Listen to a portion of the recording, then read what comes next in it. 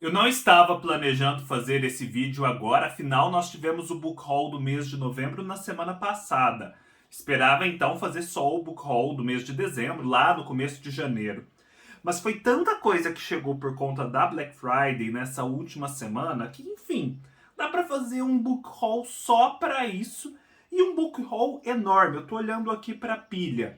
Então, para não deixar acumular, até porque eu sei que dezembro vai ser um mês em que mais uma coisa ou outra vai acabar chegando aqui, vou fazer agora o book haul da Black Friday de 2021.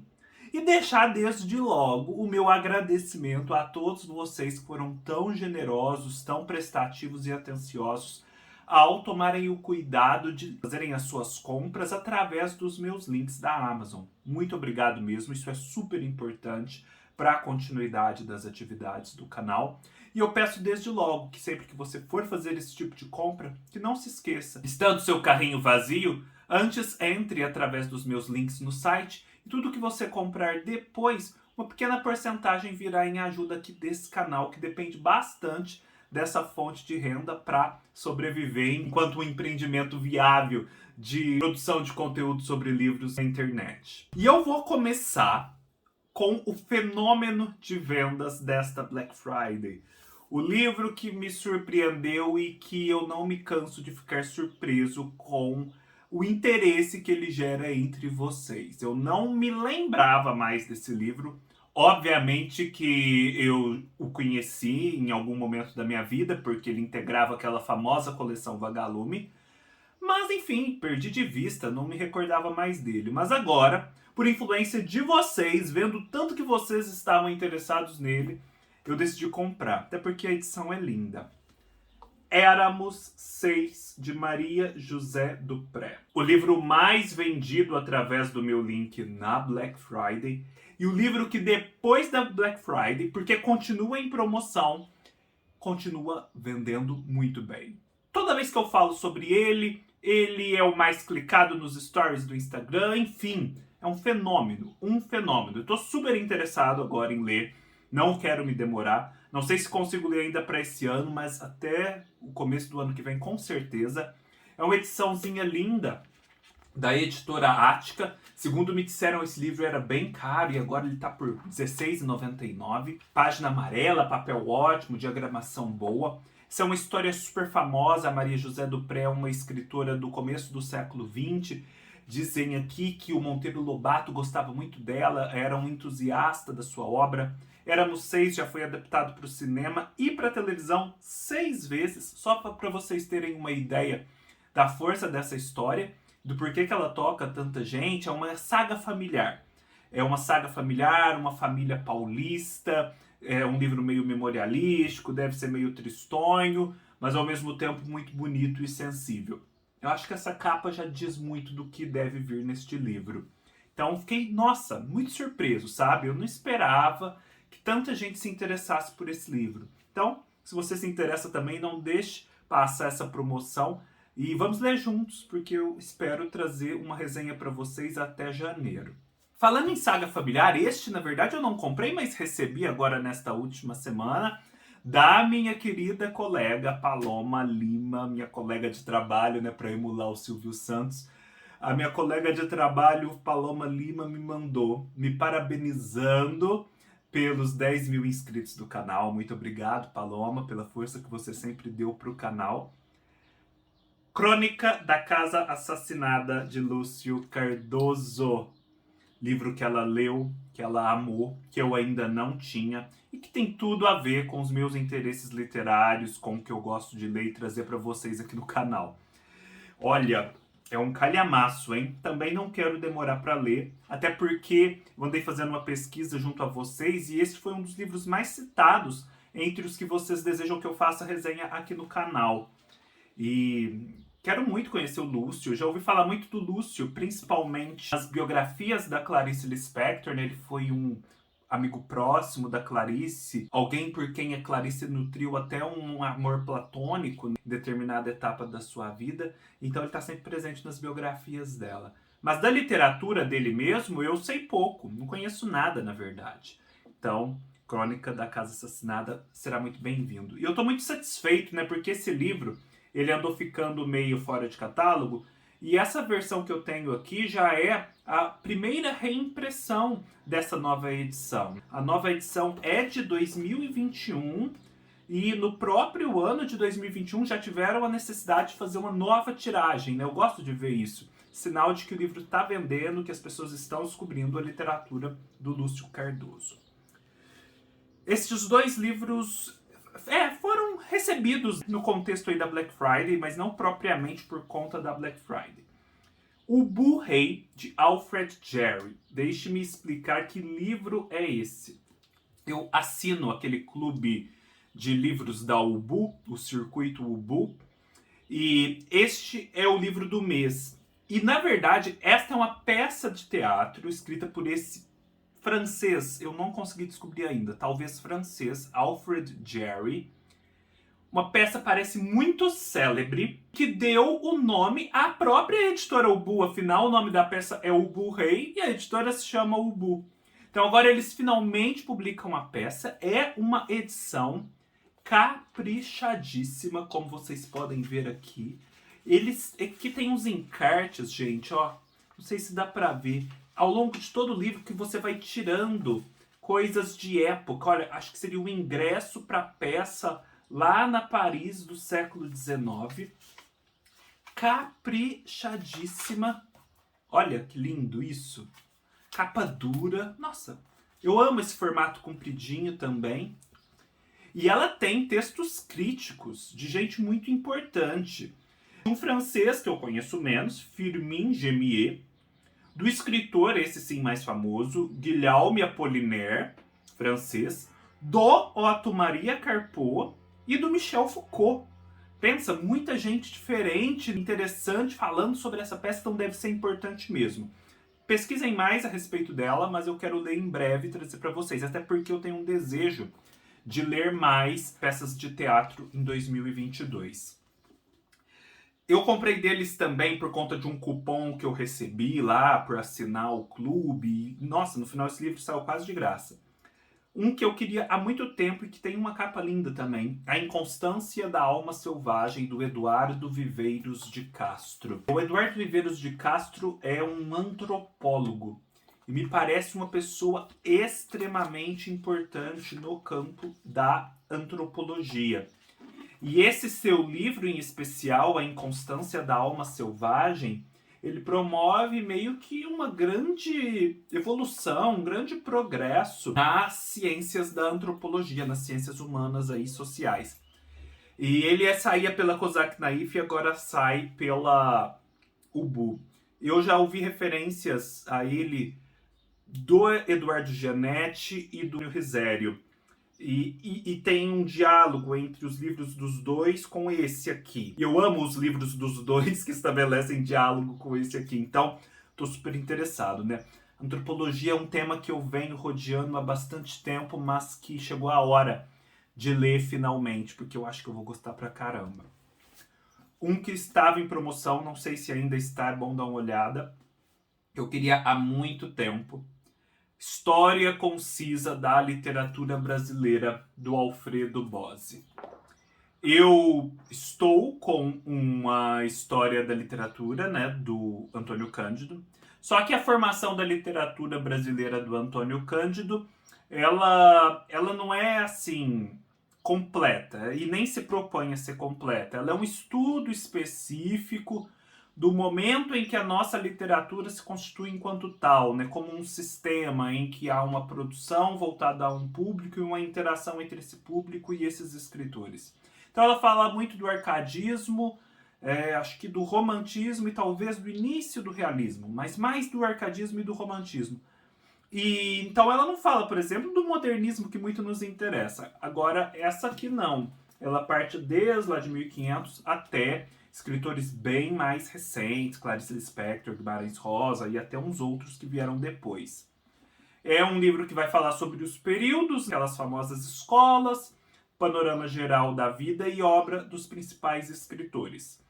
Eu também tenho, e lembram-se vocês, de que eu estava lendo e pretendia até fazer um projeto para o canal, pretendo ainda, mas acabou que não rolou esse ano.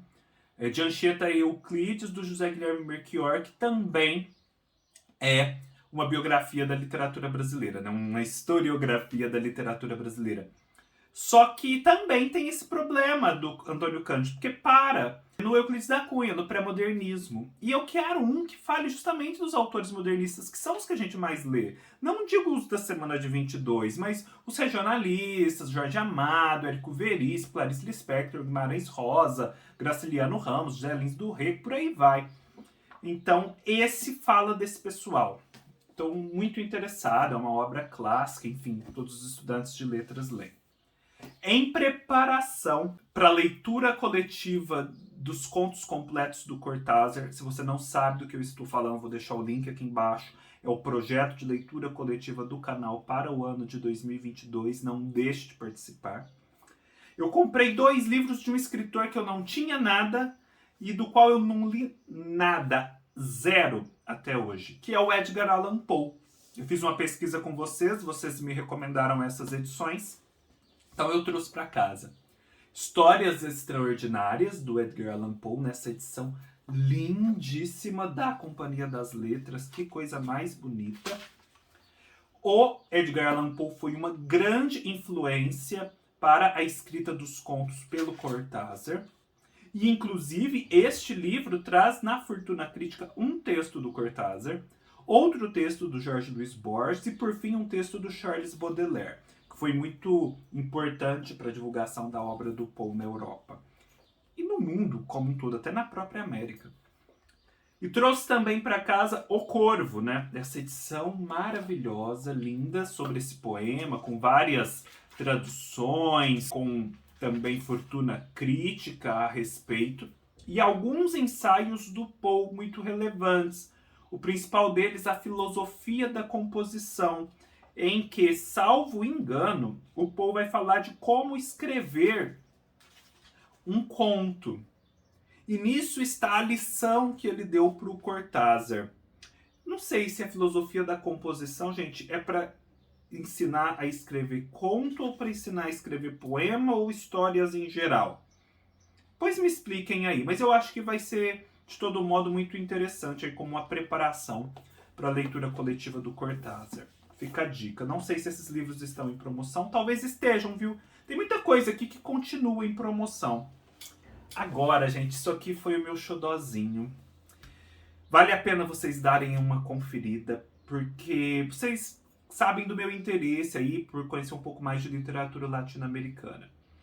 E eu já vinha namorando essa coleção há bastante tempo.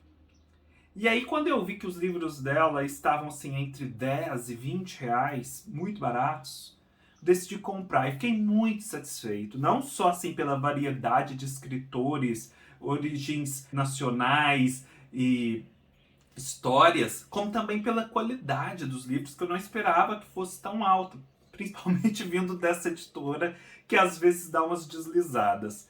Falo da coleção Outra Língua da Rocco, organizada pelo Joca Rainers Terron. Joca Rainers Terron é um escritor brasileiro contemporâneo muito talentoso. A respeito dele, inclusive, no começo deste ano eu comentei A Morte e o Meteoro, um livro fenomenal que ele escreveu e que eu li. E ele organiza essa coleção trazendo histórias contemporâneas de toda a parte da América Latina. E tem muita coisa interessante. O primeiro livro é esse Águas Fortes Cariocas, de Roberto Arlt. Vocês podem ver que o livro ele tem páginas amareladas, ele tem orelha.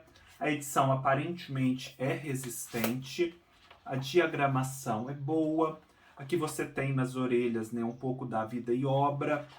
E também todos os livros contam com um prefácio ou um pós-fácio. No caso, este é um prefácio do Gustavo Pacheco, que inclusive organizou aquela última coletânea de contos do Sérgio Santana que eu comentei aqui no canal.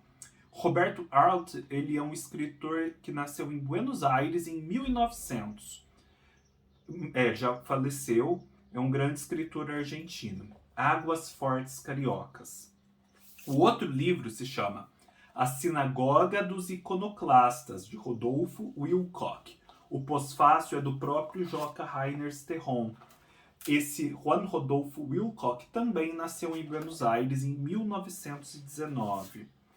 O outro é O Boxeador Polaco, de Eduardo Alfon.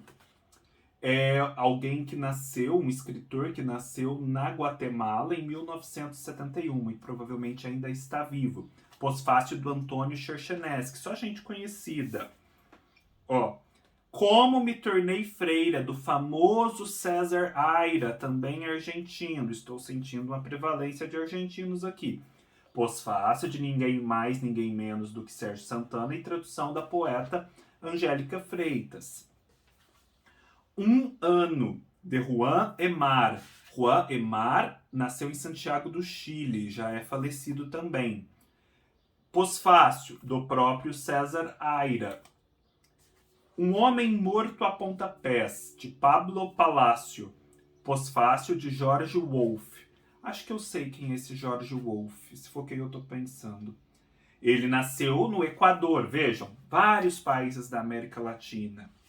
Os Leminins e Outros, de Fabián Casas. Fabián Casas nasceu em Boedo. Eu não sei onde fica Boedo, em qual país, mas olha, a capa e a tradução aí sim é do George Wolfe e o pós-fácil de Carlito Azevedo. Esse eu não conheço. Hotéis, de Maximiliano Barrientos.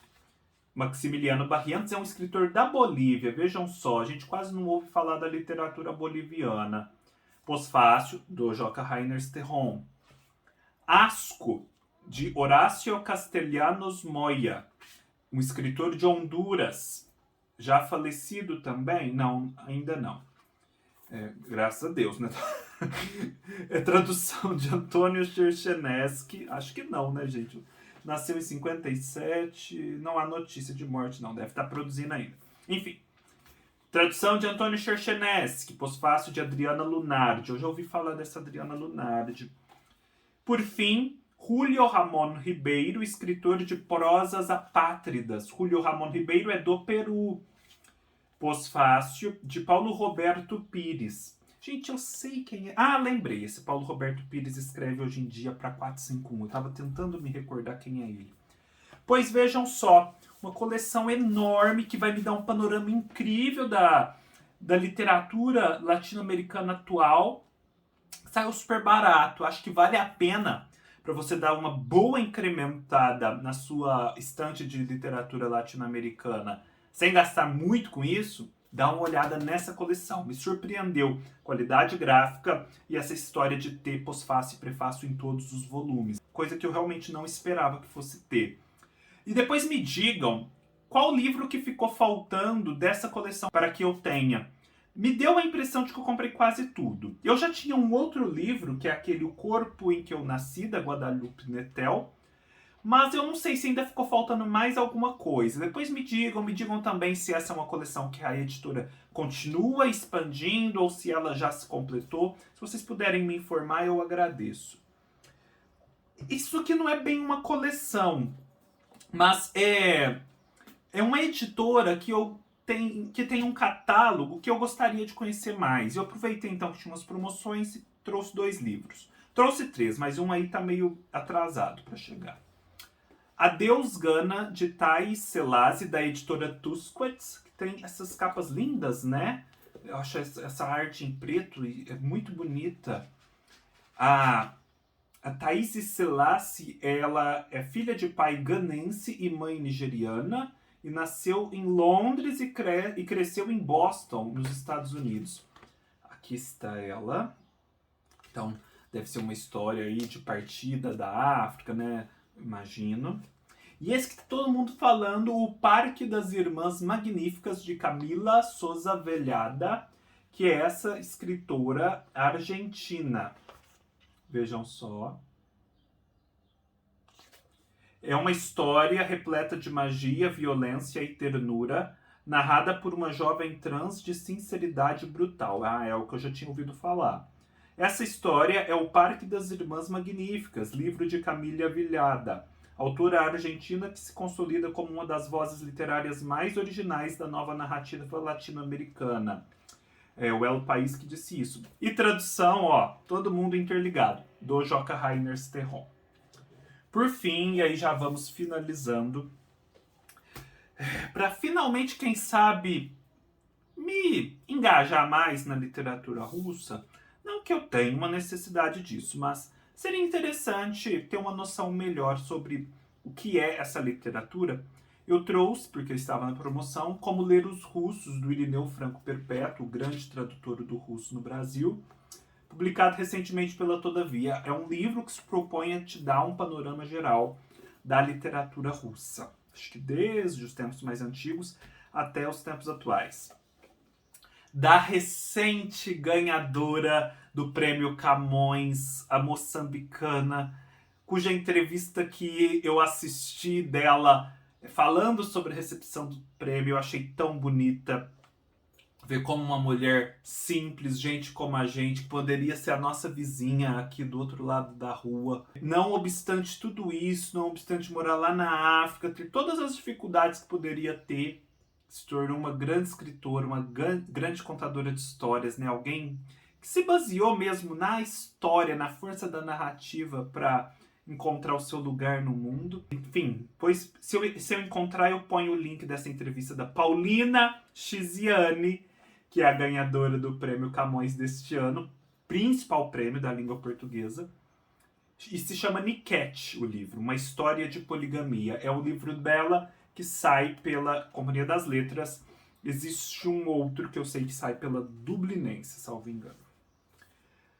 Esse livro, gente, foi muito falado à época e ele é bem vendido, tanto é que já teve 6 reimpressões, a última delas em abril de 2021. Eu adoro ficar olhando essa parte das reimpressões e quando que o livro foi impresso. Depois pararam de falar dele e, pelo menos na minha esfera de referências, ele voltou a aparecer esse ano. Falo de A Cabeça do Santo, da Socorro Acioli. Me parece que esse livro meio que faz parte daquela tradição composta por escritores como Ariano Suassuna e José Cândido de Carvalho, ambos escritores que eu li neste ano e amei. E, gente, eu não sabia que isso aqui é uma jacket e que esse livro é essa beleza por dentro. Vejam só, acho que é um cenário da Caatinga. Maravilhoso. Acho que esse livro flerta com realismo mágico. Acho, depois me digam aí se é isso mesmo. Tô muito afim de ler. Esse aqui também, gente, ouço muita gente falando bem. É um livro que vai fazer um grande tour pela América Latina. Foi escrito por uma brasileira. Se chama Maria Altamira, de Maria José Silveira. Vejam só que livro lindo. Ele sai pela Editora Instante. A Editora Instante tem feito uns trabalhos bem bonitos, né? Por dentro também, ele é bem especial. É uma história, então, que vai falar de América Latina e de América Latina integrando o Brasil, né? E muitas vezes essa América Latina não parece não ser composta por nós. Lindo, lindo. Uma textura muito agradável ao toque. Estou bem interessado.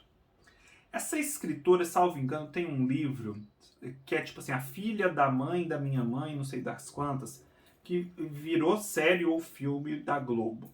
Depois me digam aí o título certinho. Então ela é meio famosa por conta desse outro livro. Por fim, um que estava na minha wishlist há muito tempo, de Dany Laferrière, Esse País Sem Chapéu, que sai pela Editora 34.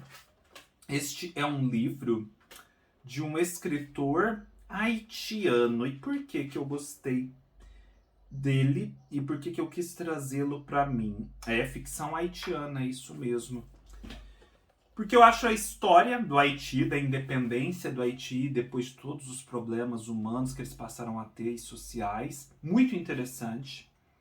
E porque eu tenho um longo projeto, que na verdade é um grande projeto de enrolação, de ler Torto Arado, do Itamar Vieira Júnior. Só que assim, desde que eu ouvi um podcast da Carambaia, em que o Itamar Vieira Júnior participava, e em que todos os participantes relacionavam o livro dele a um livro do Jacques Rouman, um escritor haitiano também, chamado Senhores do Orvalho, eu passei a querer fazer uma leitura diferente de Torturado, primeiro lendo o Jacques Rouman, para depois ler o Torturado. Aí, eu também passei a me interessar muito pela essa história do Haiti, descobri um outro livro que eu já tenho, do Alejo Carpentier, chamado O Reino deste Mundo, que vai falar sobre isso. Falei, vou ler o Reino deste Mundo também.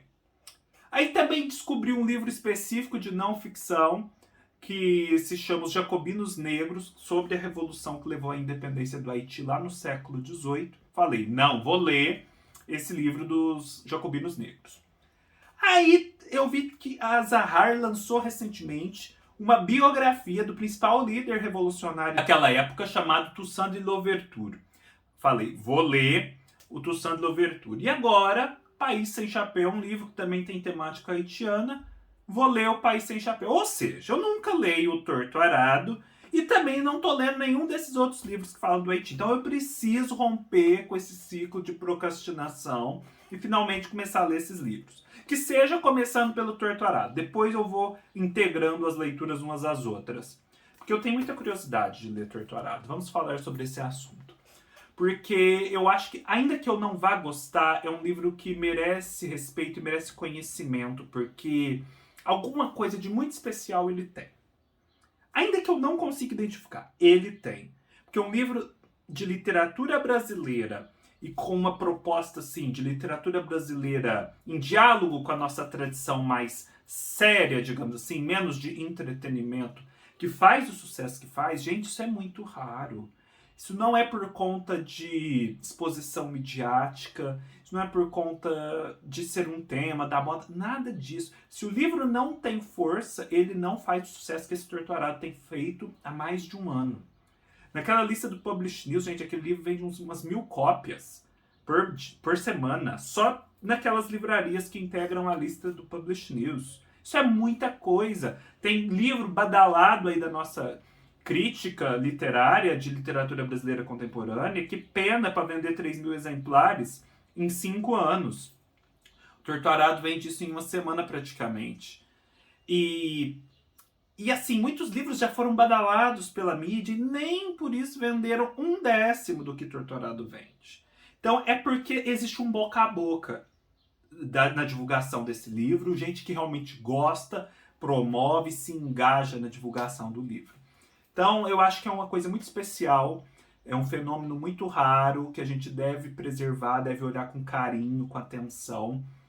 E eu, como uma pessoa que estou sempre aqui promovendo a literatura brasileira, a literatura latino-americana de um modo geral, me sinto quase que no dever de finalmente comprar, porque eu nem tenho, e ler o Torto Arado, de Itamar Vieira Júnior. Seja em associação a todos esses livros, o que seria incrível, seja isoladamente. É isso, pessoal. Espero que vocês tenham gostado desse book haul meio atípico. Não deixem de assistir ao de novembro também, tem muita coisa boa por lá.